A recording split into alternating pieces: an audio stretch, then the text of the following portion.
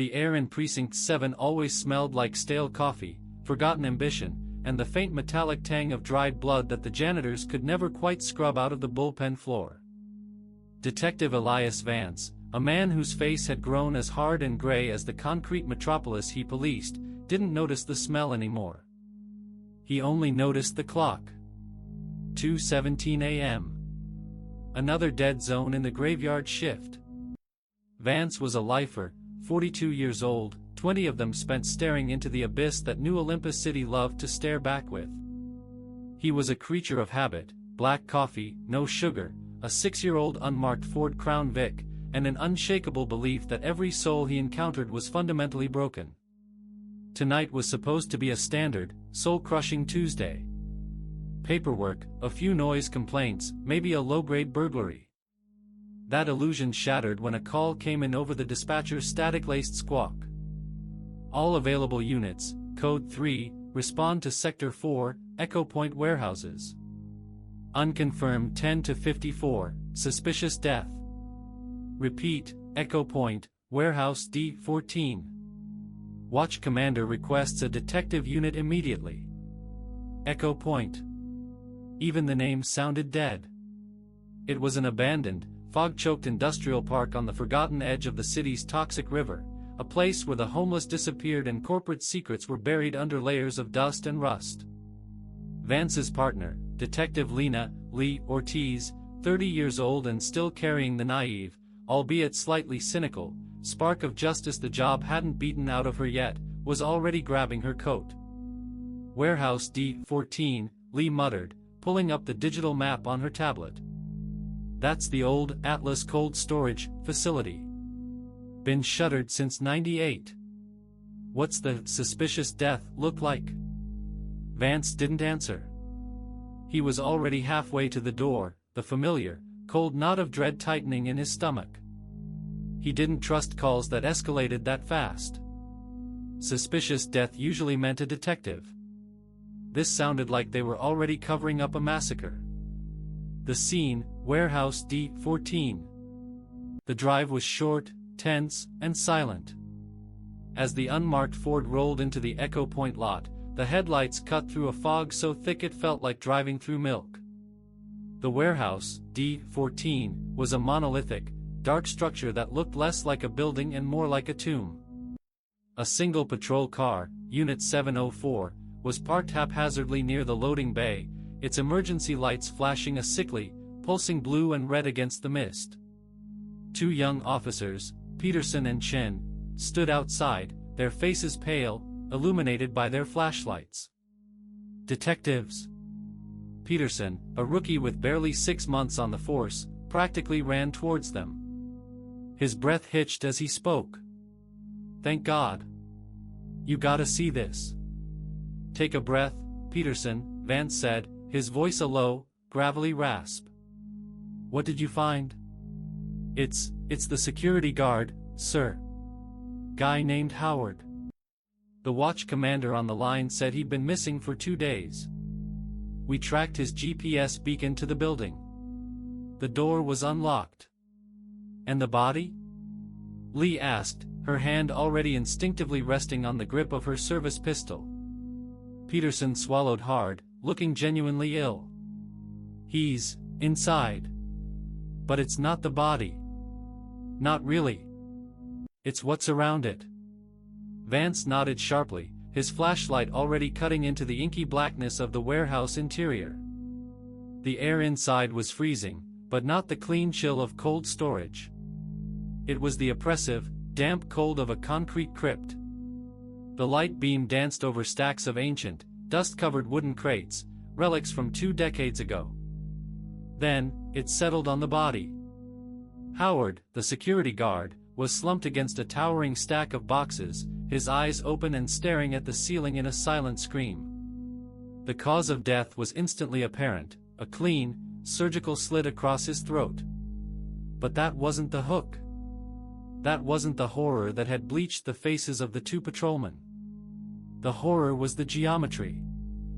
Scrawled on the concrete floor, meticulously applied in what Vance recognized instantly as the victim's own blood, was a symbol.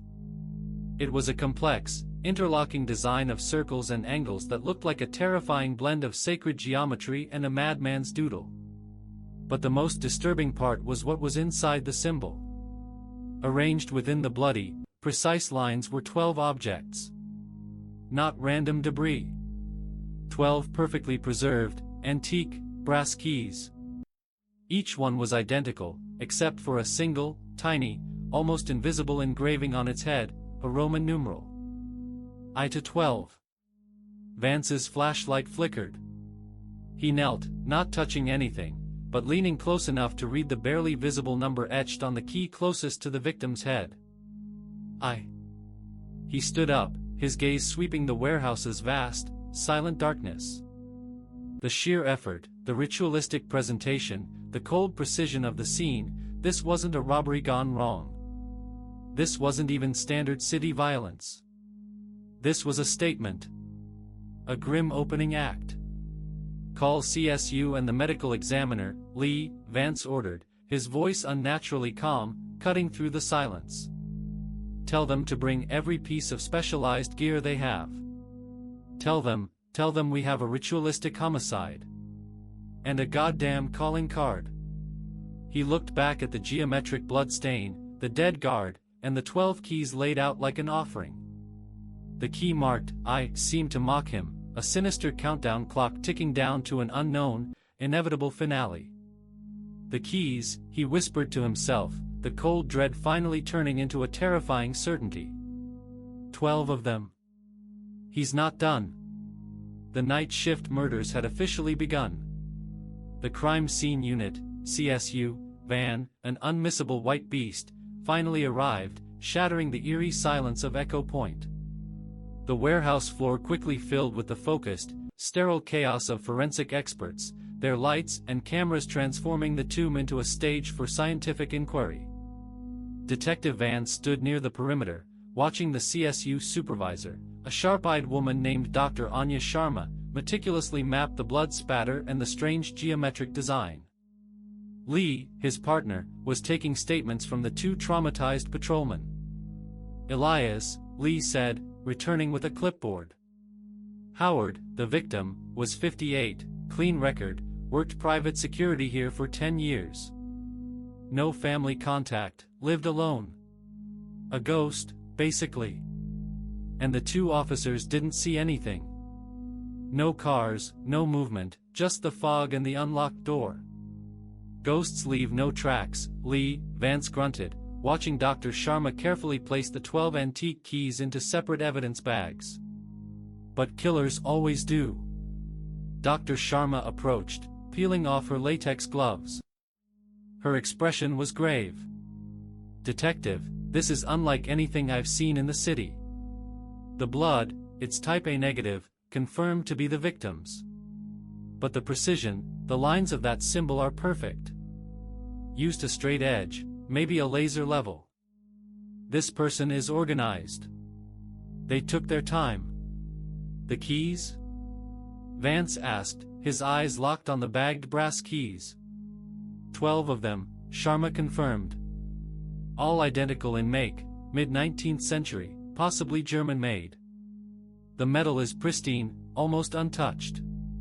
The only fingerprints we might lift are the victims, or possibly the killers, but they look wiped clean. And the Roman numerals, they aren't engraved with an amateur hand. This is professional work. Vance ran a hand over his tired face. 12 keys. 12 symbols. 12 victims? That is my working theory, Detective, Sharma whispered. This isn't a murder. It's the introduction to a series. The Unbreakable Lock. Back at Precinct 7, the investigation officially kicked off in the basement, where the homicide division was housed. The fluorescent lights buzzed, casting a sickly yellow pallor over the newly established Case File 909 whiteboard. Vance stood staring at the board. Lee had already sketched the key elements. Victim 1, Howard, security guard. Location, Atlas Cold Storage, Echo Point. M.O., modus operandi surgical throat slit, ritualistic blood symbol, 12 antique brass keys. Key clue, key I placed near the body.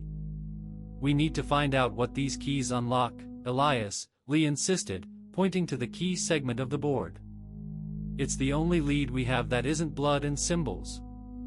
Already on it, Vance replied, pulling out his ancient flip phone, a conscious rejection of modern police technology. I called an old contact, Professor Julian Reed, a specialist in antique locks and obscure history at the City University. An hour later, a man who looked like he'd rather be reading dusty scrolls in a library than standing in a police precinct arrived. Professor Reed, rail-thin and wearing a tweed jacket that clashed horribly with the harsh lighting, examined the high-resolution photo of the keys. His eyes widened slightly, a sign of genuine surprise Vance rarely witnessed. "These are extraordinary," Reed murmured, tapping the screen. "Not German, detective. They are older. Much older. They belong to a specific, highly customized lock system developed in the mid-1800s by a reclusive architect named Silas Vane. Vane designed only one known building that incorporated this 12-key mechanism." Vance and Lee exchanged a quick look. "Which building, Professor?" Vance pressed.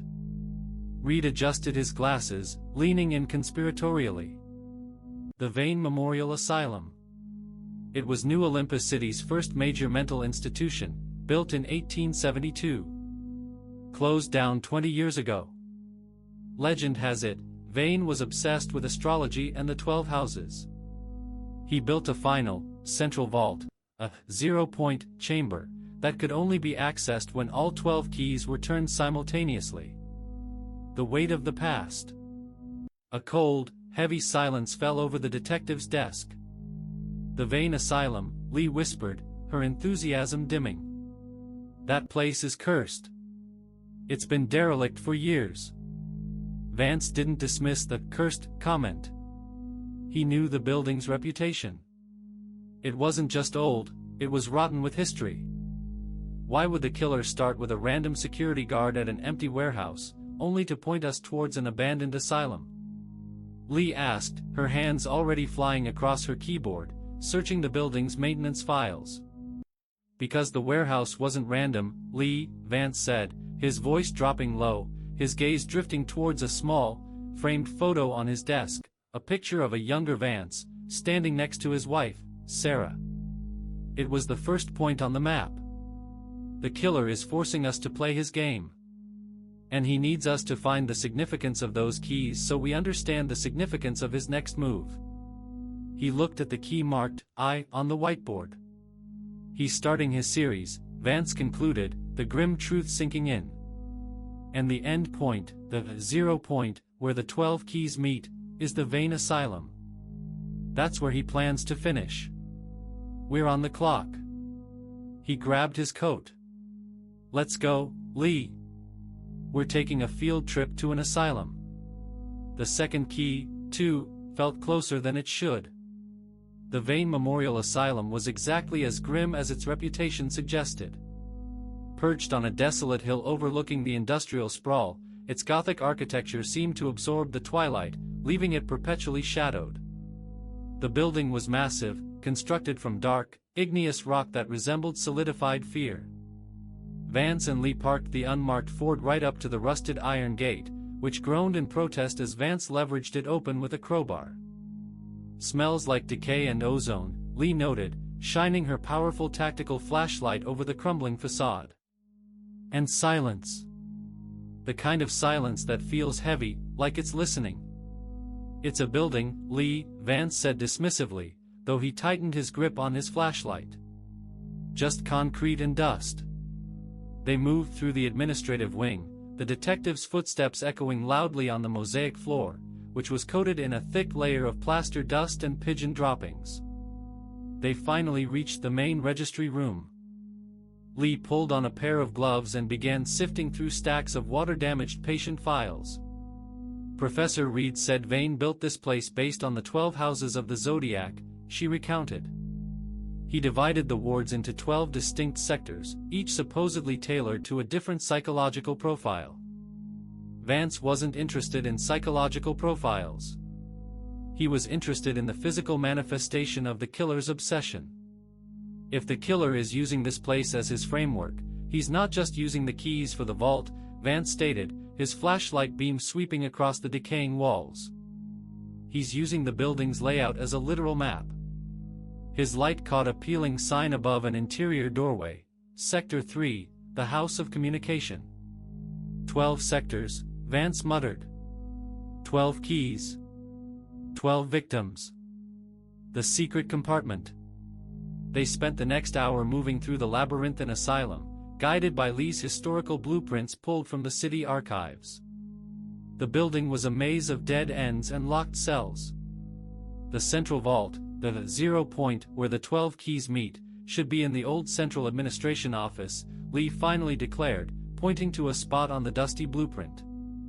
When they found the office, it was unremarkable, a large room with an imposing fireplace and floor-to-ceiling mahogany paneling. No obvious vault. No giant, medieval lock. Vance ran his hand over the paneling near the fireplace, feeling for a seam or a weakness. He paused near a small, carved symbol in the wood, a stylized, interlocking knot, almost identical in complexity to the blood symbol found in Warehouse D-14. "Lee, shine your light here," he commanded. Lee focused her beam. Vance pressed firmly on the center of the carving. With a muffled, metallic thunk, a small section of the paneling slid inward, revealing a dark, recessed compartment, a hidden alcove behind the wall. Vance hesitated for only a second, then reached in. He pulled out 2 objects, both sealed in heavy, brittle plastic. The first was a small, heavy journal, its cover bound in deep, crumbling blue velvet. The second was a key, identical to the 12 found at the crime scene, but clearly marked with a Roman numeral, 2. The killer's ledger. Vance placed both items on the dusty desk. The key marked 2, the key for the next victim, was unsettling enough, but the journal demanded attention. It looked like an original artifact from the asylum's history. Lee carefully peeled away the plastic from the journal.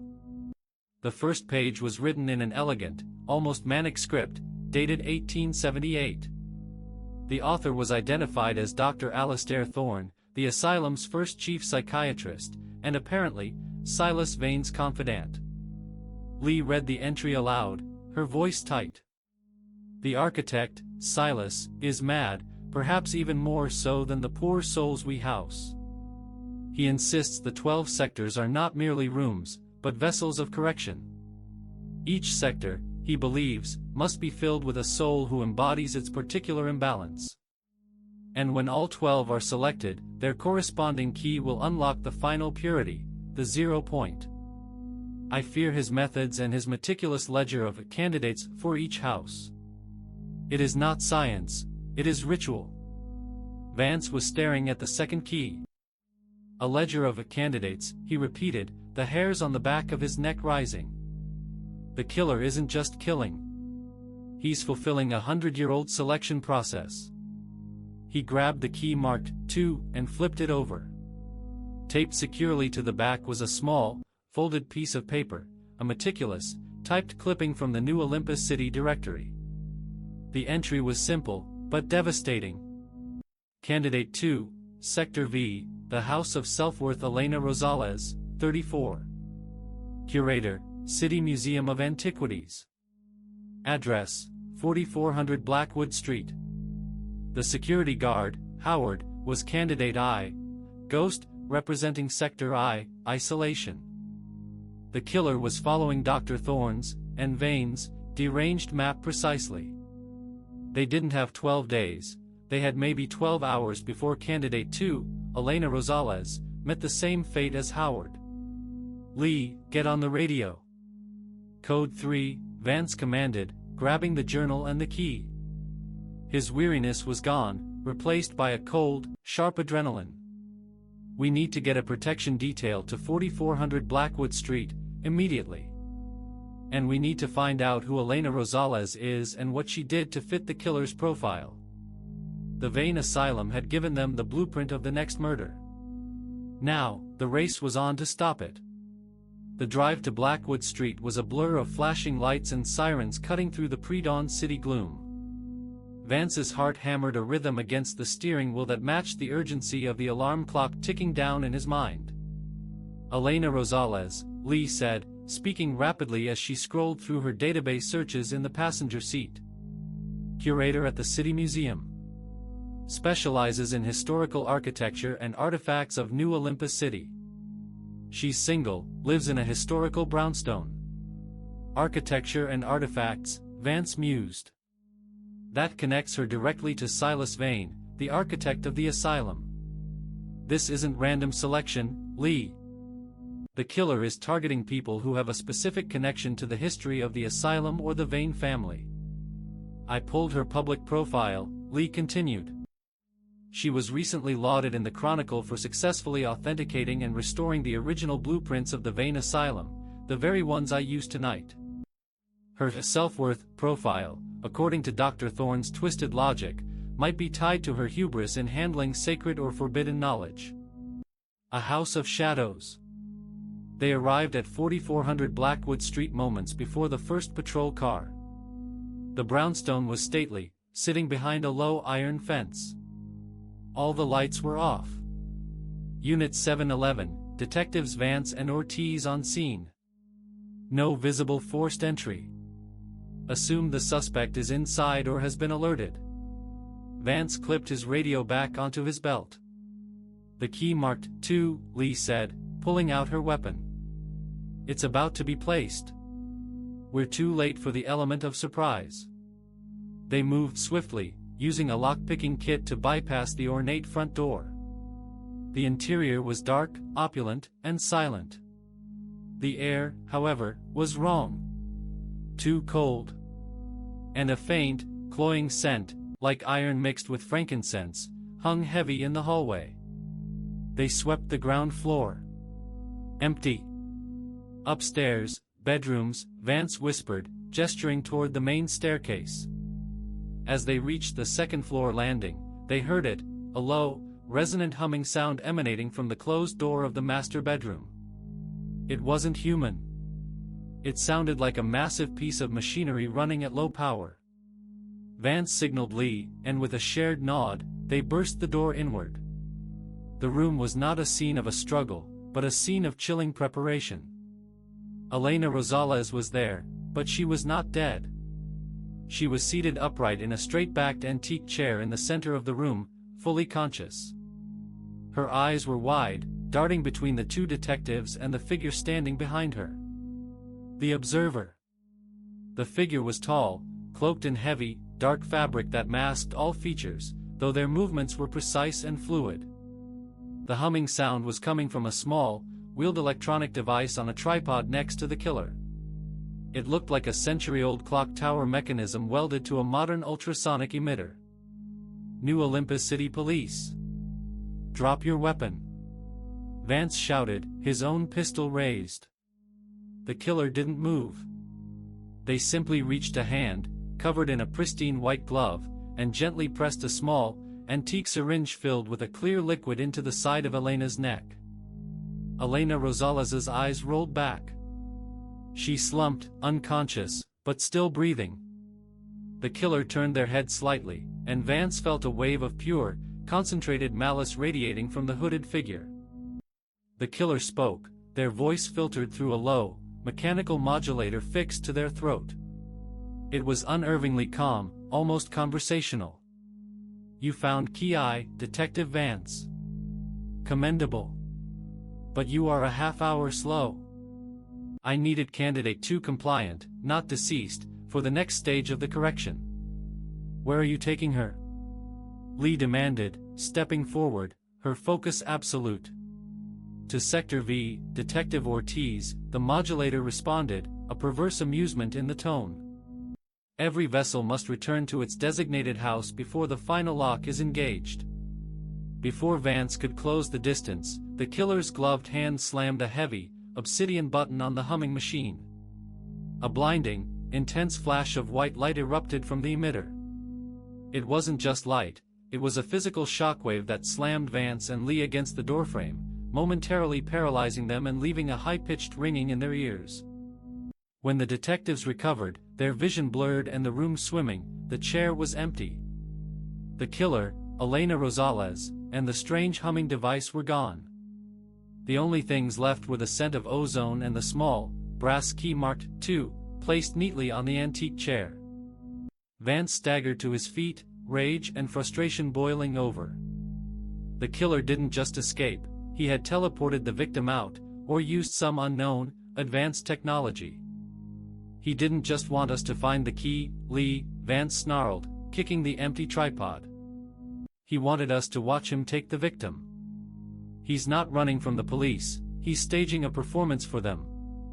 They had the second key, but they had lost candidate 2.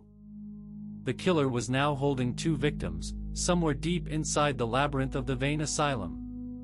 The clock had jumped from I to 3. The game was escalating dangerously. The ensuing chaos back at Precinct 7 was immediate and brutal. Detective Vance's report, detailing a hooded figure, an ultrasonic emitter, a blinding flash of light, and the disappearance of Candidate 2, was met with immediate skepticism and a wave of internal affairs scrutiny. Vance stood his ground in the commander's office, the air thick with disbelief. "You're telling me, Vance, that this killer, in the middle of a police stakeout, beamed the victim out of a locked room?" Commander Hayes, a man who saw everything in black and white policy terms, slammed his fist on the desk. "I'm telling you he used highly advanced, likely militarized technology to neutralize us and extract the victim, Commander," Vance corrected, gripping the bagged key, too hard enough to make his knuckles white. "He's not a common criminal. He's funded, prepared, and operating on a different scale." "Or you're tired, Detective," Hayes countered, his voice dripping with insinuation. "You missed the kill, Vance. Now we have 2 missing persons and an unbelievable story. Internal Affairs is already reviewing your actions at Blackwood Street." Lee, ever loyal, stepped in. "Commander, the residue left behind, Dr. Sharma is analyzing it now. It was extreme concentrated ozone. That supports the energy discharge theory. Plus, the strange device on the tripod was too heavy to be moved instantly. He didn't teleport the chair, he teleported the victim." Hayes sighed, rubbing his temples. "Fine. But you are officially pulled off the primary investigation until you can explain the tech. I'm putting the task force lead on this, Detective Marcus Kane." Kane and the conspiracy. Marcus Kane was everything Vance was not: young, politically savvy, media-trained, and a firm believer in Occam's razor. The simplest explanation is usually the correct one. Kane walked into the homicide division radiating confidence, his tailored suit a stark contrast to the room's grittiness. "Detective Vance." "Detective Ortiz," Kane greeted them, his smile not reaching his eyes. "I appreciate the preliminary work. Clearly, we're dealing with a professional abductor who uses theatrical smoke and mirrors to distract." "Smoke and mirrors don't leave key 2 behind, Kane," Vance growled, gesturing to the whiteboard now plastered with photos of Elena Rosales and Howard. "Or a blood symbol ritual." Kane moved to the board, effortlessly wiping away the reference to the Vane Asylum and the 0-point chamber. "We focus on fact, not fiction. Fact, 2 people are missing. Fact, the killer used a van or a truck to transport the victims. We're tracking high-value, dark market tech purchases. No spooky history." He pointed to the latest item Lee had added to the board, a piece of information from Elena Rosales' financial records. "Rosales made a massive, untraceable cash withdrawal 3 days ago," Kane announced. $250,000. She was being blackmailed. This is a complex extortion scheme that went bad. The keys? Distraction. The ritual? Psychological warfare. Vance shook his head, a cold certainty setting in. "She took the cash out because the killer demanded it to purchase something related to the Vane Asylum, Kane. He's following an ancient, twisted script. He doesn't want money, He wants the keys to the kingdom. The third candidate. Just as Kane was about to issue a sharp reprimand, the digital chime of a secured alert broke the tension. Dr. Sharma's face appeared on the large precinct monitor. "Detective Vance, I have the analysis on the journal and key too," Sharma stated, bypassing Kane and addressing Vance directly. "The journal, from 1878, confirms the killer's pattern.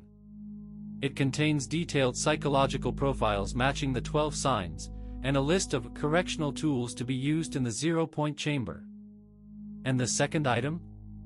Lee pressed. "Tape to key 2 was not just the address of candidate 2, Sharma revealed, holding up a forensic photo on the screen. It was the typed identity of candidate 3. The room went silent. Kane's expression finally faltered. The image on the screen was clear. Candidate 3, Sector 8, the House of Transformation. Dr. Charles Rourke, 61. Former Chief Medical Examiner for New Olympus City. Address, 789 Riverbend Towers. Rourke, Vance muttered, a deep sense of dread washing over him. The former ME. He signed off on every suspicious death in this city for 20 years. A man who embodied secrecy and transition. He looked directly at Kane. Dr. Rourke was a notoriously corrupt official, Kane. He made plenty of enemies, but he also had access to every city record, including the long-lost blueprints for the asylum sublevels. The killer is targeting people who are gatekeepers of the city's dark history. Vance snatched his car keys. The killer's game was clear: eliminate the old regime, one key at a time. The fact that the killer had provided the next target before taking the current one meant he was always several steps ahead. "Kane, you can stick to your blackmail theory," Vance said, heading for the door. "Lee, you and I are getting to Dr. Rourke. If this is a distraction, it's one that will kill a third person before sunrise." The hunt for Key 3 had begun, a deadly timer counting down to the next abduction. Riverbend Towers was a sleek, modern fortress of glass and steel, a stark contrast to the decay of the Vane Asylum. Dr. Charles Rourke, the former chief medical examiner, lived on the 30th floor. Vance and Lee took the elevator up, the silence inside broken only by their heavy breathing. "Rourke's apartment is a dead giveaway," Lee noted, checking her weapon one last time. Sector 8, the House of Transformation, in Vane's terms, that often meant deception or repurposing. Rourke transformed the truth on countless death certificates. "He holds the secrets to the city's dirtiest deaths," Vance observed, staring at his own grim reflection in the polished brass elevator doors. "The killer wants those secrets, or wants to punish Rourke for burying them." As the elevator doors opened onto Rourke's floor, the first immediate alarm went off. The door to Rourke's penthouse apartment was slightly ajar. "Clear sign he's expecting someone," Vance whispered, signaling Lee to hold back as he took point. The apartment was luxurious, but cluttered with bizarre memorabilia, a chilling collection of anatomical models, antique medical instruments, and rows of meticulously labeled forensic evidence boxes. "Dr. Rourke?" Vance called out, his voice sharp and penetrating the silence. They followed the sound of soft, rhythmic scraping coming from the study. The confrontation. They found Dr. Rourke strapped into his own large, leather armchair. He was gagged, terrified, and conscious. And standing over him, their back to the detectives, was the hooded, cloaked figure. The killer was not using the sonic emitter this time. Instead, they were using a wickedly sharp, ceremonial scalpel to meticulously etch the complex geometric symbol onto the glass surface of Rourke's antique mahogany desk. The rhythmic scraping was the metal on glass. "New Olympus Police! Freeze!" Lee yelled, the sound echoing through the room. The killer paused. Slowly, deliberately, they turned to face the detectives. The black, modulated voice filled the study. "You are faster than I calculated, Detective Vance. Candidate 3 was scheduled for transit in 20 minutes. A lapse in the grand design." "Let him go," Vance commanded, taking aim. It ends now. The killer raised their empty, white-gloved hand in a gesture of perverse calm. This cannot end. It is merely reaching its midpoint. The 0 point requires 12 to activate the purification. In a sudden, fluid motion, the killer hurled something small and heavy across the room. Vance instinctively ducked and covered. It wasn't a weapon, it was a small, ancient wooden box that shattered against the wall. From the box spilled hundreds of microscopic, metallic spheres. They hissed upon impact with the air, instantly filling the room with a thick, choking, black smoke that smelled strongly of burnt sulfur. The killer's glimpse. Non-lethal smoke screen. Hold your fire. Vance yelled, his voice muffled, as the smoke completely blinded them. Lee immediately hit the floor, coughing, and crawled towards Rourke's chair, feeling blindly for the bindings. Vance kept his focus on where the killer had stood, trusting his memory. He charged through the smoke, hoping to tackle the figure before they could escape through the window or a hidden door. He collided with something hard and surprisingly heavy. The killer. There was a brief, violent struggle in the choking darkness. Vance managed to rip the dark hood away from the killer's head. He got only a split-second glimpse, a flash of close-cropped salt and pepper hair, a deeply etched scar running from the eyebrow across the cheek, and a pair of eyes that were not the eyes of a psychopath, but the cold, calculating eyes of a surgeon. Then, the killer delivered a sharp, unexpected kick to Vance's gut, knocking the air out of him. The figure slipped away, vanishing into the smoke. By the time the smoke began to dissipate, leaving a haze of soot and ozone, the room was empty again. Rourke was gone. The only evidence of the killer's escape was the broken window leading to the adjoining balcony. Lee, coughing but unharmed, had managed to free Rourke's bindings, but the chair was empty. He took him, Elias. He used the balcony. He must have a rope or some kind of zip-line rig to the building next door. Vance ignored the throbbing in his ribs. He walked straight to the desk, running his finger over the symbol carved into the glass. Next to the carving, placed meticulously on Rourke's favorite antique anatomical heart model, was the key. Key 3. He picked up the key, his mind reeling from the glimpse of the killer's face. The scar. The surgeon's eyes. Lee, Vance said, his voice low and dangerous. He's a medical professional. A surgeon, or maybe a former ME colleague of Rourke's. The way he handled that scalpel, he was trained for precision. He looked back at the glass desk, now scarred forever. And look what he left behind this time. Embedded in the mahogany of the desk, forced deep into the wood near the etched symbol, was a small, antique silver compass. The compass needle, however, was broken. It was snapped directly in half, and the two broken ends were pointing towards a single, identical entry in Rourke's address book. The address of Candidate 4. The killer hadn't just escaped, he'd given them a crucial, physical piece of evidence about himself and his next target. He wanted the police to find him, but only after he completed his gruesome dozen. Get CSU here immediately, Vance ordered.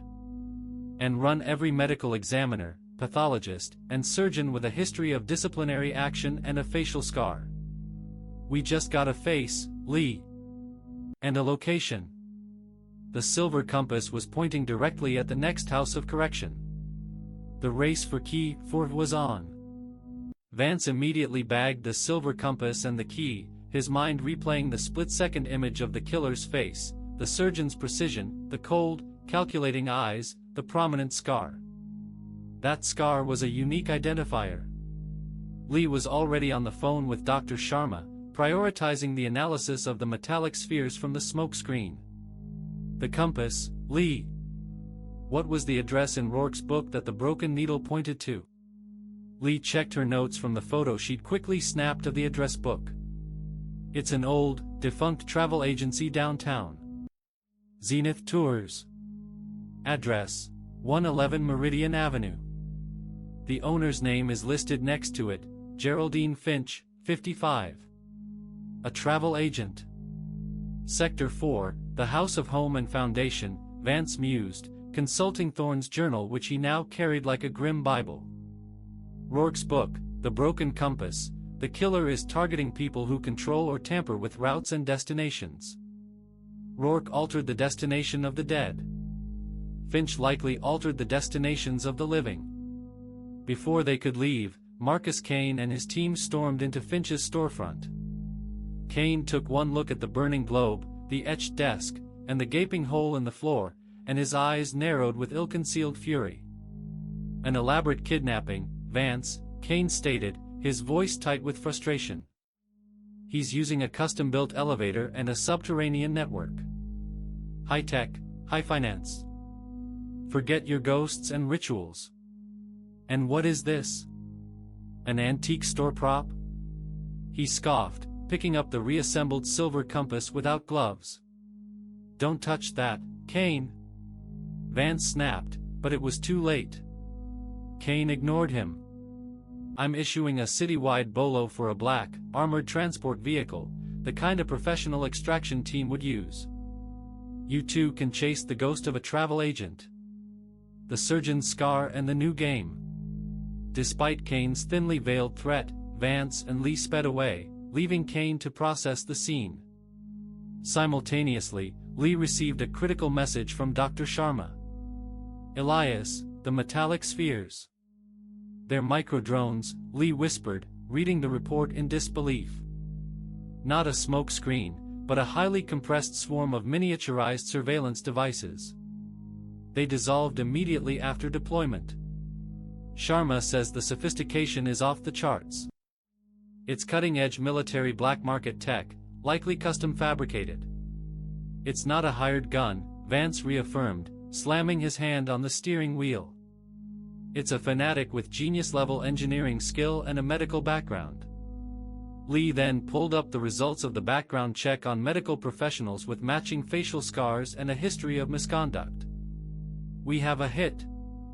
Dr. Silas Thorne, Jr., great-great-grandson of the asylum's chief psychiatrist, Dr. Alastair Thorne. He's a disgraced surgical robotics engineer. Expelled from the prestigious St. Jude's Hospital 3 years ago for unsanctioned human experimentation. The description of his scar matches yours perfectly, a distinctive, crescent-shaped scar on his left cheek. Vance's mouth was a grim line. Silas Thorne Jr., the ghost of the asylum's past. He's carrying out his ancestors' correction. His home address is 17 Blackwood Alley, only blocks from the travel agency, Lee added. No time for an arrest, Vance decided. Thorne is operating on a schedule. Key V is the priority. They looked down at the new clue left on Finch's empty chair. Key 4 was taped to a slip of paper.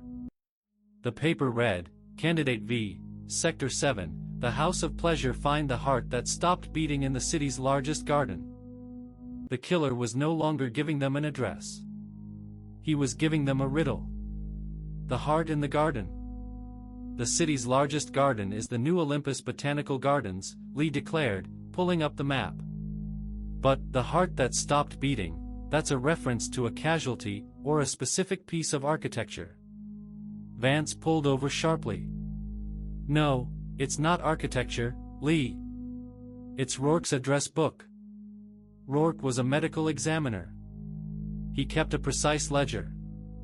The heart that stopped beating refers to a dead person. Lee's eyes widened as she connected the dots. A cold case. A high-profile murder Rourke signed off on that was potentially mishandled or covered up, one that happened at the Botanical Gardens. She immediately began cross-referencing Rourke's old ME logs with homicides reported near the gardens. After 5 tense minutes, she found the file. Got it, Elias. Case 10-441A, the Midnight Gardener case. 15 years ago. A young man, Arthur Selwyn, 22, was murdered in the gardens. Stabbed through the heart. The investigation stalled. Rourke signed the final report, calling it a random, passion-fueled attack that was never solved. Selwyn, Vance grunted. A victim of a corrupt ME. The killer is forcing Rourke to face his greatest failure. Who was Selwyn close to? Who was his house of pleasure? Lee flipped to the victimology section of the old file. Selwyn's only next of kin was his aunt, Iris Bellamy, 68. She ran the Botanical Gardens gift shop for 40 years, until her forced retirement last year. Her address is listed here, 1900 Azalea Street. Vance looked at the key marked 4, then at the riddle 4V. The killer's pattern wasn't just about Vane's Asylum, it was about the city's hidden sins. He was correcting the corruption of the past using the descendants and gatekeepers of that corruption. Iris Bellamy, Candidate V, Vance said, starting the car. Sector 7, House of Pleasure. Her life's pleasure was taken when Rourke closed the case on her nephew's murder. We need to get to Azalea Street. And we need to find out what the hell Kane is really looking for. The thought of Silas Thorne, Jr. waiting for them, scalpel in hand, filled Vance with a grim, exhausted determination. They were now only 3 victims deep, with 9 left to go. The body count was rising, and the killer's plan was unfolding like a lethal clockwork mechanism. Key V was now a matter of life and death. The address, 1900 Azalea Street, led Vance and Lee to a small, isolated bungalow on the edge of the Botanical Gardens property. The house was quiet, nestled among towering azalea bushes, and it had a neglected look, as if its owner had simply stopped caring. The front door was, predictably, unlocked. Inside, the air was cold and heavy with the scent of dried potpourri and a faint, chemical aroma that Vance instantly recognized from the Rourke penthouse, ozone. Iris Bellamy, Candidate V, was not there. But Silas Thorne Jr. had left a message that was both beautiful and utterly terrifying. The living room was dominated by a large, antique wooden dining table, and on it, the killer had constructed a chilling centerpiece. It was a miniature, exquisitely detailed diorama of the New Olympus Botanical Gardens, crafted from organic materials, tiny clay figures, and moss. At the very center of the diorama, exactly where Arthur Selwyn had been found 15 years ago, was a small, kneeling figure made of white porcelain. Around it, the moss was stained a vivid, disturbing red. Beneath the figure was a tiny brass plaque, etched with 3 dates, Arthur Selwyn, 1983 to 2005. R.I.P. But the true horror was the dedication, written in meticulous copperplate script on the edge of the table. Candidate V, Iris Bellamy. House of Pleasure. Her greatest pleasure was the garden. Her greatest pain was the unsolved death within it. Now, she is returned to Sector 7, to contemplate the absence of justice, until the 0 point corrects her flawed foundation. Lee slowly lowered her weapon, her face pale. He didn't need to abduct her here. He abducted her at home, took her to Sector V, and then brought her back to the gardens to set up this scene. No, Vance contradicted, moving closer to the diorama. He didn't bring her back to the gardens. He took her from here and left this to establish his pattern of victim selection. He pointed to a small, recently disturbed patch of dirt in a planter near the window. He was here, waiting. The corrupt foundation. Vance carefully examined the diorama. It was a masterpiece of meticulous, obsessive craftsmanship. But beneath the red-stained moss, he noticed a tiny, almost invisible tear in the wood of the table. He carefully pried open a small wooden panel that formed the base of the diorama. Inside, tucked into a velvet-lined recess, was key V. And with it, a folded piece of ancient, brittle paper, a fragment torn from one of the Vane Asylum records. The paper was a patient intake form, dated 1978. The patient's name was redacted, but the diagnosis was horrifyingly specific: persistent belief in occult numerology, obsession with the cleansing of the corrupt houses of the city. At the bottom, a handwritten note had been added in modern ink: Candidate 6, Sector 2, the House of Resources. Below the note, the killer had left an explicit challenge: the next vessel controls the city's greatest resource, its memory. look where the future is buried. The city's memory, Lee repeated, frowning. The historical archives? The public library? Vance shook his head, focusing on the word buried. No. Look at the key pattern. Howard was an isolationist. Rosales was an architect-historian. Rourke was a ME who hid the truth. Bellamy was the keeper of a dead secret. This is about information control. He pulled out his phone and accessed the city's records.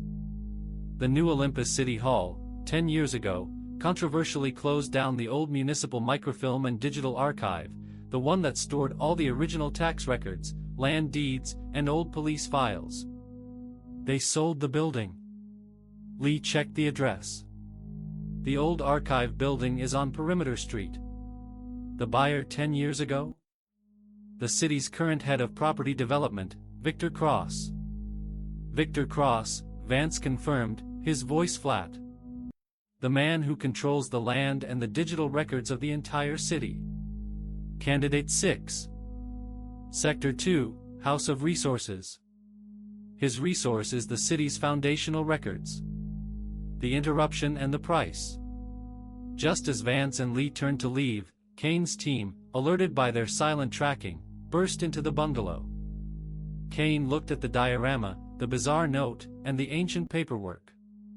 He finally saw the depth of the killer's obsession, but his reaction was one of aggressive control, not acceptance. Vance, stand down, Kane ordered, his hand gesturing towards the key. This isn't your jurisdiction anymore.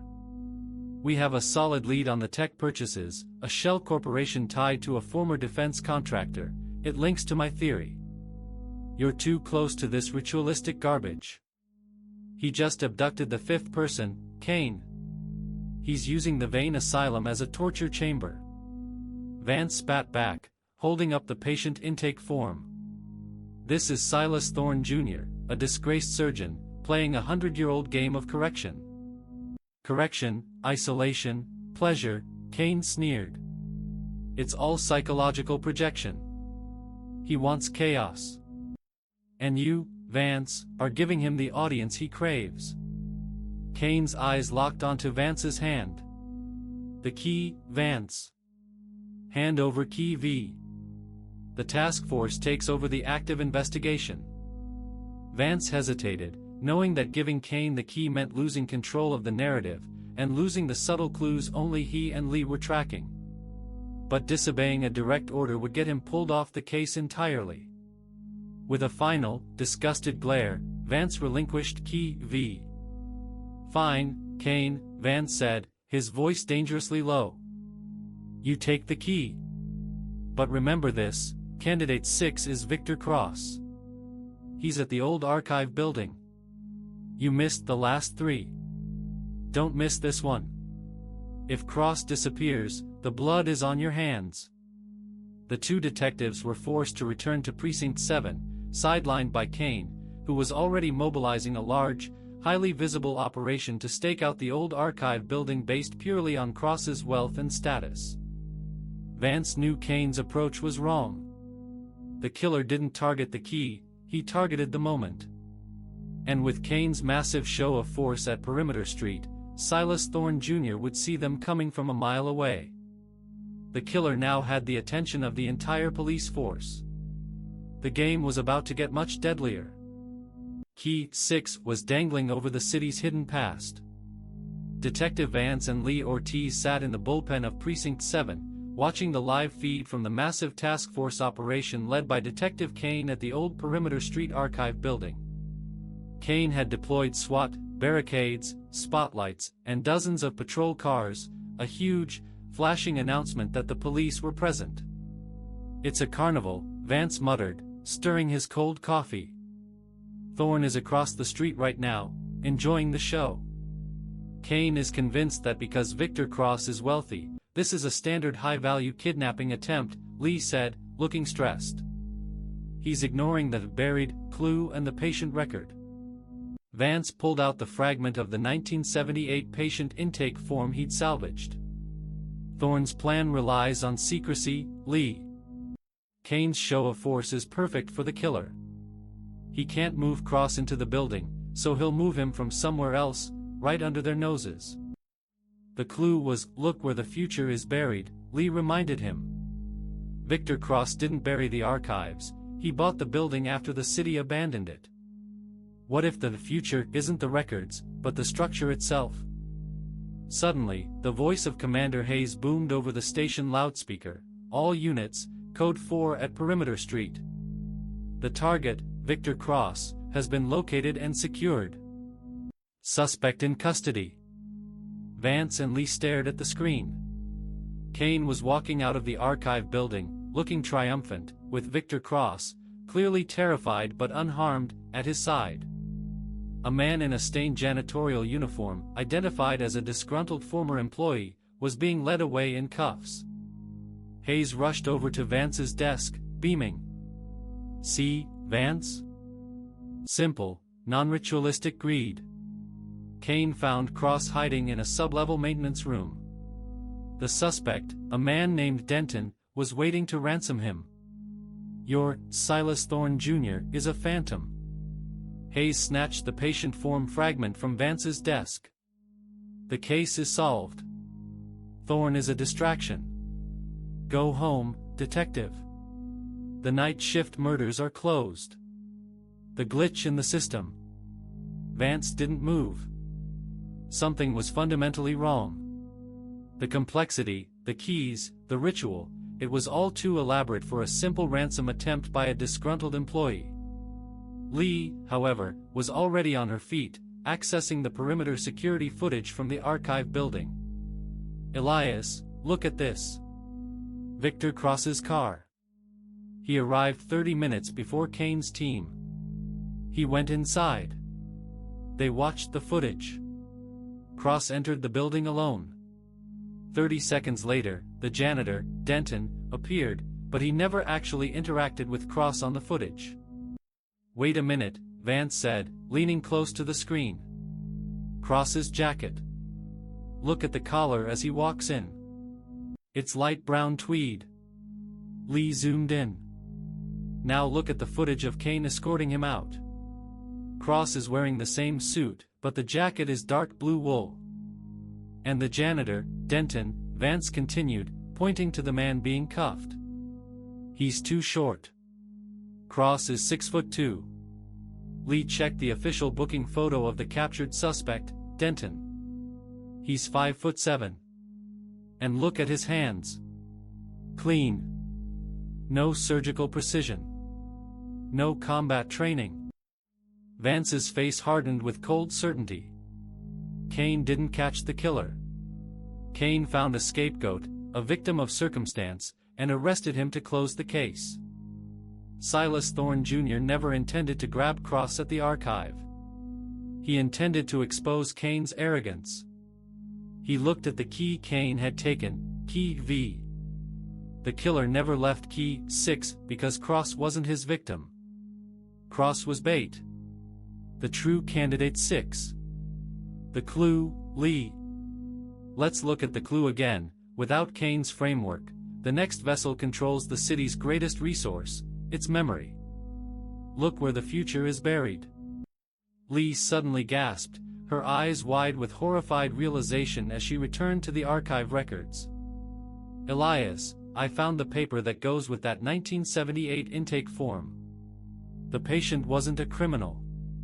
The patient was a brilliant, promising young police officer who was nearly killed and retired on disability after a major cover-up." Vance stared at her, the pieces of the true puzzle clicking into place. A victim of the city's corruption, a police officer whose memory was buried, and whose future was destroyed. Lee pointed to the file photo. The officer had a young, serious face. His name, Elias. What was his name? Lee swallowed hard. Detective Elias Vance. Candidate 6. Sector 2, House of Resources. His resource is the uncorrupted memory of this city's past. Vance felt a paralyzing chill crawl up his spine. The killer wasn't targeting Victor Cross. He had targeted Vance, using Cross and Kane's ineptitude as a theatrical distraction. The killer had never left Key 6 because he was waiting for Vance to find it himself. The location wasn't the archive building, it was somewhere personal, a place where Vance's own past was buried. Vance shot up from his chair. The future is buried. Lee, where did I bury my future? After the attack that ended my career 10 years ago, where did I go to try and piece my life back together? Lee checked the old personnel files. You spent 6 months in a secured facility for physical therapy and psychological evaluation. She read the address, her voice trembling. The St. Jude's Rehabilitation Wing, Sector 2. Vance grabbed his coat, his eyes locked on the digital clock, 3:07 a.m. That's where the killer was expelled from, Lee. St. Jude's. He knows the layout. He's not targeting a person now, he's targeting a place of symbolic importance to me. He's trying to lure me into a trap. He looked at the empty space on the whiteboard where the next key should have been. I need to find key 6, Vance declared, heading for the exit. And I know exactly where it is. The ritual was now personal. The 0 point was closer than ever. Vance and Lee drove toward the St. Jude's Rehabilitation Wing, a detached annex of the main hospital located in a quiet, forested part of the city. It was the place where Vance had spent 6 grueling months recovering from a career-ending injury, a near-fatal stabbing during a corruption bust that left him with chronic pain and a profound distrust of the system. The patient was you, Elias, Lee said, her voice barely a whisper. The corrupted memory the killer wants to correct, it's the fact that the department buried the truth of the bust to protect the commissioner's ties. The stab wound that almost killed me was surgical, Lee, Vance replied, his knuckles white on the steering wheel. Clean. Precise. Now we know why. Silas Thorne Jr. was interning at St. Jude's at the time. He didn't just know the hospital, he was part of its ecosystem. The House of Correction. They arrived at the rehabilitation wing. The building was dark and mostly abandoned after its services were consolidated into the main hospital a year ago. Vance didn't need to break the lock, the door to the physical therapy gym was already ajar. The room smelled faintly of ozone, disinfectant, and memory. It was filled with bulky, silenced exercise machines and weight benches. At the center of the vast, empty gym floor, illuminated by a single overhead fluorescent bulb that flickered menacingly, was a familiar sight. A chair. A chrome, ergonomic rehabilitation chair, identical to the one Vance had spent hours strapped into a decade ago. On the floor beneath the chair, the killer had meticulously etched the signature geometric blood symbol. But this time, the symbol wasn't drawn in victim blood.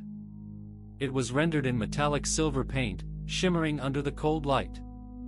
And in the very center of the symbol, resting on a small, silk cushion, was key 6. He wants you to take it, Elias, Lee stated, covering Vance as he approached the scene. It's a gift. A confirmation. Vance knelt, picking up key 6. It felt heavy, cold, and personal. Taped to the back of the key, there was a message, typed on the same ancient paper stock. Candidate 7, Sector X, the House of Public Status. Look to the monument of the city's greatest lie. Its foundation is glass, its purpose, a broken promise. Remember the name, the Sentinel. The revelation of the vault. As Vance pocketed the key and the note, he noticed something beneath the cushion. A small, sealed manila envelope. Inside, there was only one item, a high-resolution photograph of a man. The man in the photo was young, stern, and familiar. It was Dr. Alastair Thorne, the asylum's first psychiatrist, taken around 1880. But Vance's eyes weren't drawn to the face. They were drawn to the background. The photo showed Thorne standing in a dimly lit, circular room. And on the wall behind him, Vance recognized the interlocking knot symbol. But this symbol wasn't etched on wood, it was etched on the heavy, steel door of a massive, circular vault. Flanking the vault door were 12 precise indentations, designed to hold the 12 antique keys. "The 0 point," Vance whispered, his voice catching in his throat. "It's real. The central vault. And look at the floor," Lee added, pointing to the bottom of the photo. "There are 12 small, stone cells radiating out from the vault. Those aren't typical asylum cells. They look like private isolation chambers." "The correction chambers," Vance concluded. "He's not just holding them in the asylum, he's holding them in the basement of the asylum, ready to be placed in those cells." A new, chilling realization dawned on Vance. Thorne wasn't just planning to kill 12 people, he was planning to hold them, alive, until he had all 12 keys to activate the final mechanism. "The 0 point isn't just a physical location, Lee. It's a mechanism. And those 12 keys don't unlock the door, they activate the ritual inside that vault." Kane's betrayal. Suddenly, the silence was ripped apart by the sound of sirens blaring outside, and the rapid thud of boots. Marcus Kane, having tracked Vance's unmarked vehicle via GPS, stormed into the gym with his team. Kane took in the silver symbol, the empty chrome chair, and Vance standing over the key. His face was a mask of cold fury and calculation. "You led him right here, Vance," Kane spat, pulling his weapon. "You're either the stupidest cop in the city, or you're complicit. You covered for him at Rourke's, and now you're meeting him here, at your old haunt." "He targeted me, Kane," Vance said, holding up the photograph of the 0 point vault. "He's putting his victims in the asylum's basement. And he's giving us the map." Kane ignored the photograph. He looked at the floor, specifically at the metallic silver symbol. He recognized the metallic nature of the paint. "It's not blood, Vance. It's high-density metallic pigment," Kane declared, his voice dropping low, his eyes glinting with a dangerous kind of certainty. "The same pigment used in advanced robotic etching. You and Thorne are working together. This whole ritual is an elaborate distraction to cover up your joint attempt to destroy the city's archived corruption files." "You're wrong, Kane," Lee protested, stepping forward. Kane gestured with his gun. "Arrest Detective Vance and Detective Ortiz. Internal Affairs will sort out their collusion with Silas Thorne Jr." Vance knew the battle was lost. Kane had already made up his mind, convinced by the combination of Thorne's technology and the personal nature of the latest crime scene. They were being sidelined, perhaps permanently. As the task force officers moved to cuff them, Vance slipped the photograph of the 0 point vault into Lee's tactical vest pocket. He locked eyes with her. "The Sentinel, Lee. The monument." "Find the Sentinel," Vance murmured, allowing himself to be cuffed. He knew that their only chance of stopping Thorne and clearing their names was for Lee to work alone, in the shadows, while he was confined. Key 7 was the next step, and Vance was now the prisoner. Detective Vance was held in a secure detention room at Precinct 7, separated from his partner and facing immediate suspension and criminal charges. Lee Ortiz, however, was already moving. Kane's team had focused all their attention on processing that evidence at St. Jude's, convinced they had their internal mole. Lee sat alone in the bullpen, ignored by the focused task force. She pulled out the fragment of the Vane Asylum patient file and the photograph of the 0 point vault that Vance had slipped her. "The Sentinel. Candidate 7, Sector X, the House of Public Status. Look to the monument of the city's greatest lie. Its foundation is glass, its purpose, a broken promise." Lee realized the first crucial piece of the puzzle: the Sentinel wasn't a nickname for a person, it was a building. "The greatest lie, a broken promise," she murmured. She pulled up the history of New Olympus City's major construction projects. She quickly found the Sentinel Complex, a massive, controversial tower built 5 years ago, officially designated as the new City Hall Annex and Public Works Hub. "The foundation is glass," Lee muttered, seeing the architectural renderings. The Sentinel's base was a 3-story, fully transparent glass atrium. And the broken promise? It was built on the site of the city's largest, oldest public park, which they promised to preserve but paved over instead. Lee had the location, the Sentinel Complex, 400 Grand Street. Now, she needed the victim, Candidate 7. Sector X, the house of public status, typically symbolized ambition and reputation. She cross-referenced the names of key city officials involved in the Sentinel Complex's construction, those whose careers were defined by the controversial project. Only one name stood out with the required level of high, yet compromised, status: Commissioner Hayes.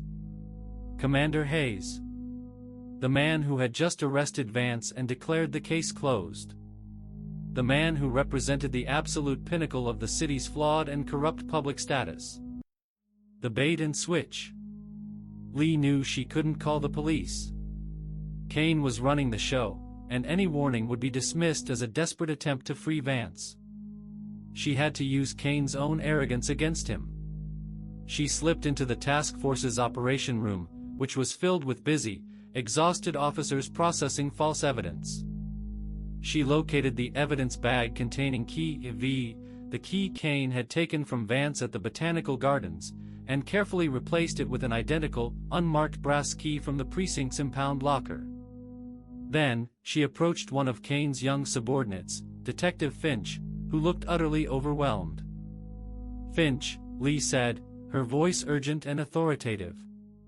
"Vance gave us a final clue before he lost it. He said Thorne's real target isn't Cross. It's the Sentinel Complex.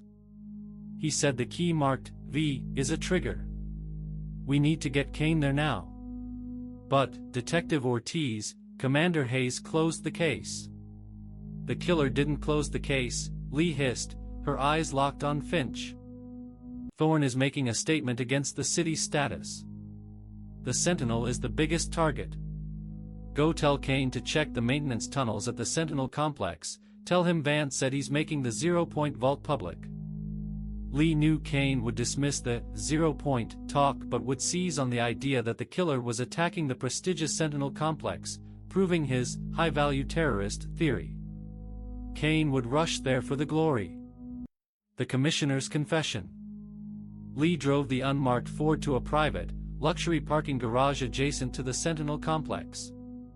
She didn't head for the building itself, but for Commander Hayes' personal vehicle, a black, armored SUV. She used a slim Jim to gain access to the SUV's glove compartment, finding a small, leather-bound personal planner.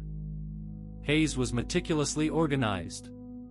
Tucked inside the planner was a single, cryptic note, written on the same brittle paper stock as the notes left by Thorne.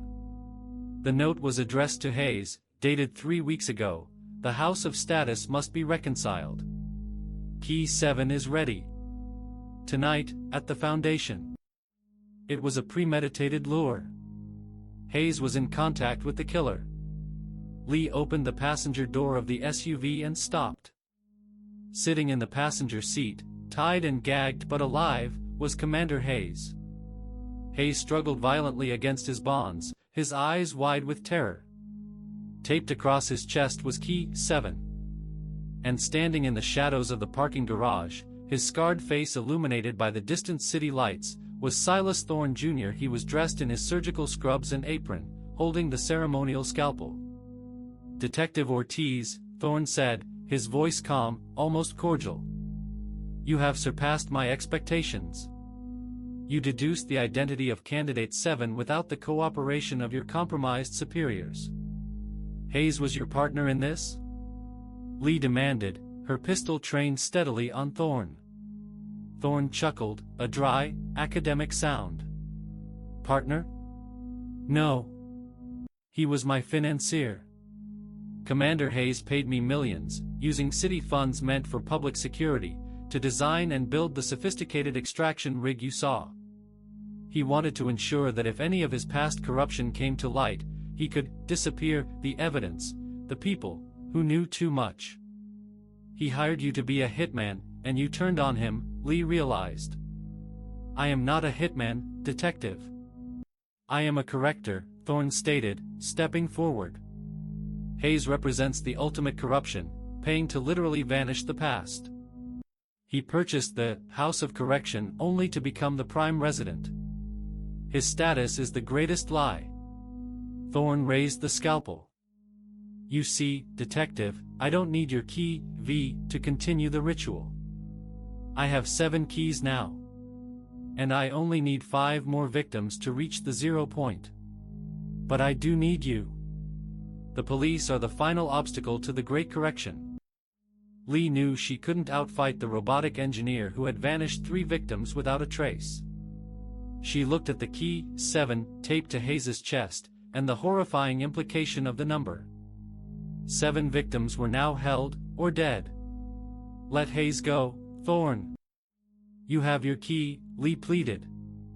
Thorne smiled, a terrible, chilling grimace that split his scarred cheek. He's not key 7, detective. He's simply the delivery mechanism. You are far more important to the ritual, Detective Ortiz. You are the witness. As Thorne made a sudden move, Lee realized she wasn't the target for abduction. She was the target for elimination. The final key was about to turn. Lee didn't hesitate. As Thorne lunged forward, scalpel flashing, she fired her weapon, not at him, but at the rear tire of Hayes' armored SUV. The resulting pop and the sudden pressure change were enough to momentarily distract Thorne. The police are coming, Thorne! Lee yelled, backing away towards the entrance ramp. Kane is at the Sentinel complex right now. You're trapped. Thorne merely smiled, a terrifying look of academic contempt. Kane? He's chasing ghosts in the air vents. I have 5 minutes, detective. 5 minutes to complete the transfer of Candidate 7 and prepare the site for the final 4. I do not have time for witnesses. He threw a small, black object at Lee's feet. It was a high-grade concussion grenade.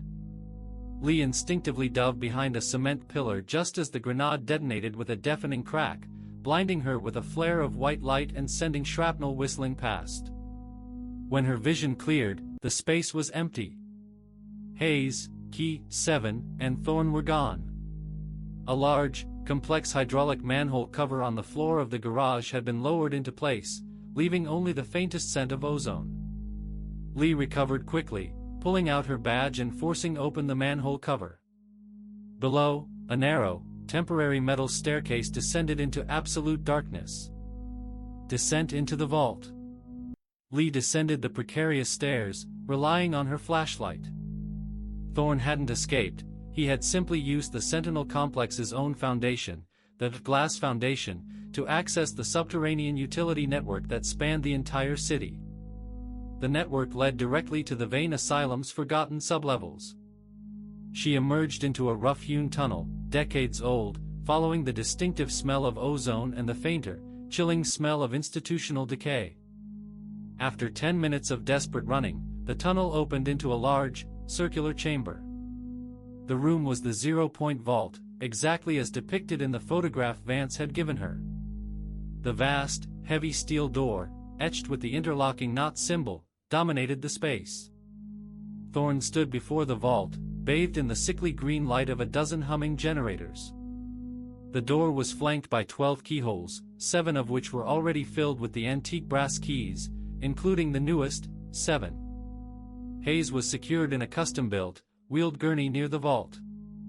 Around the perimeter of the room were 5 more empty gurneys, waiting for the final 5 candidates. Thorne was not alone. The 6 abducted victims, Howard, Rosales, Rourke, Finch, Bellamy, and Hayes, were already secured in the 12 small, radiating correction cells that lined the chamber. All were alive, unconscious, and motionless. "Welcome, Detective Ortiz," Thorne announced, without turning. "You are just in time for the activation sequence. I only need 5 more days. 1 key per day. Then, the city's cleansing is complete." Lee raised her weapon, her hand rock-steady despite the terror.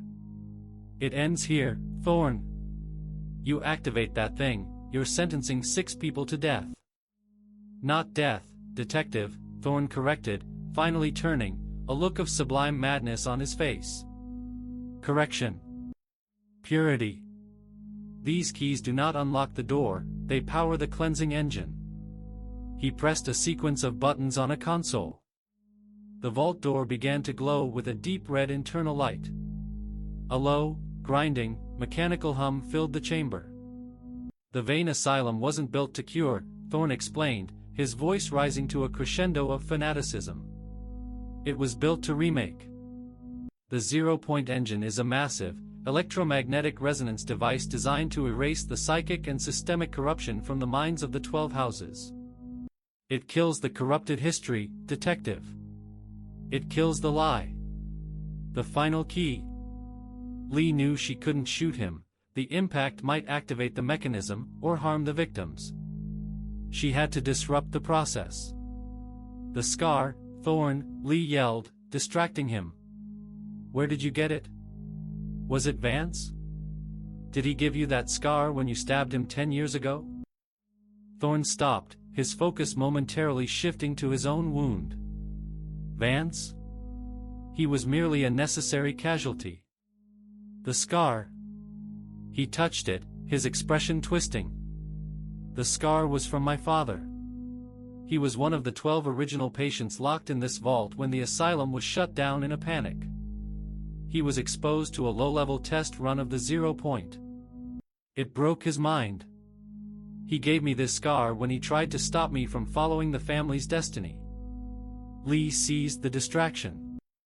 She charged past Thorne's guard, not aiming for him, but for the keyholes. She ripped key I from the first lock. The entire chamber shrieked. The red light on the vault flashed to a furious yellow. No! You can't separate the houses!